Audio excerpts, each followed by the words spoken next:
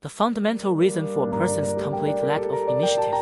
The more one thinks, the less one acts. 001 The fundamental reason for a person's complete lack of initiative. The more one thinks, the less one acts. 下划线 Original text March 17, 2015 The fundamental reason for a person's complete downfall lies in thinking too much and acting too little. Thinking too much means indulging in excessive contemplation, either endlessly ruminating on past events, recalling various details of experiences, or doubting whether one said or did the wrong thing. It might also involve constantly worrying about future events, fearing that one cannot achieve desired outcomes or will face setbacks and misfortunes, or perhaps it's about being overly concerned with how others perceive oneself, repeatedly analyzing the hidden meaning behind someone's gaze or remark. It could also be immersing oneself in infinite assumptions and imaginations, endlessly picturing scenarios where, if this happens, then I can achieve that. Endless overthinking throughout the day significantly consumes one's time, energy,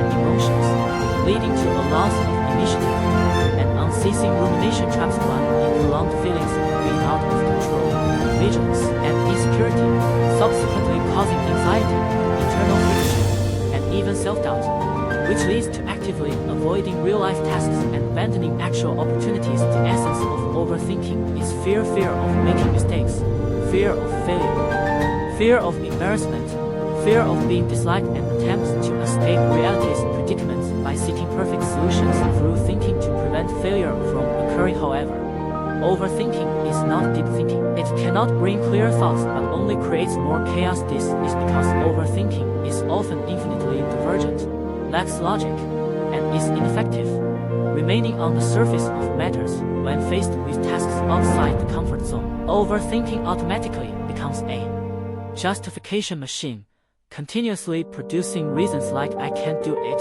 I shouldn't do it, I don't have to do it, to avoid the pain of taking action. As thoughts endlessly swirl in one's mind, actions remain stagnant, and this is how a person becomes entirely incapacitated. The only counter to overthinking is immediate action. In the present, thoughts influence our emotions and actions, but actions can also reverse emotions and thoughts. Cognition, feelings, and actions regarding a matter interact and influence each other.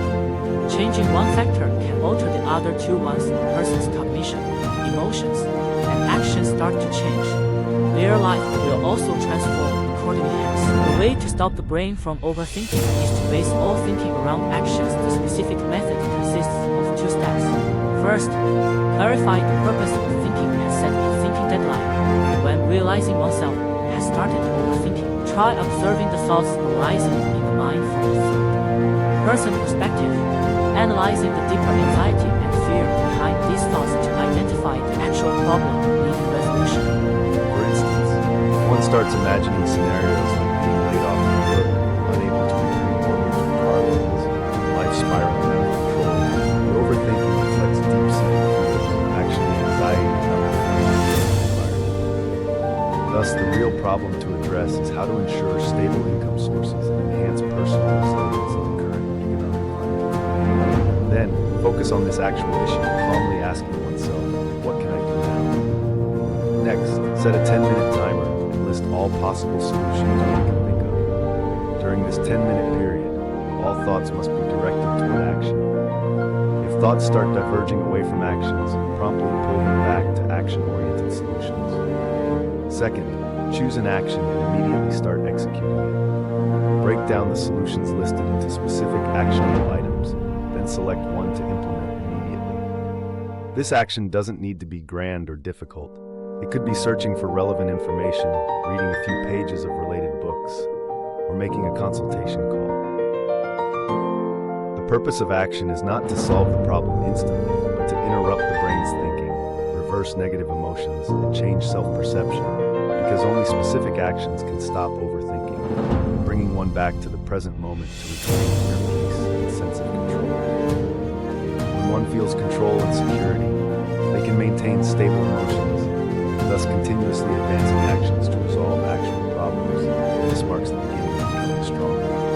Therefore, the next time one falls into endless overthinking, calmly ask oneself, given this situation, what can I do now? Never attempt to create a new life solely through thoughts.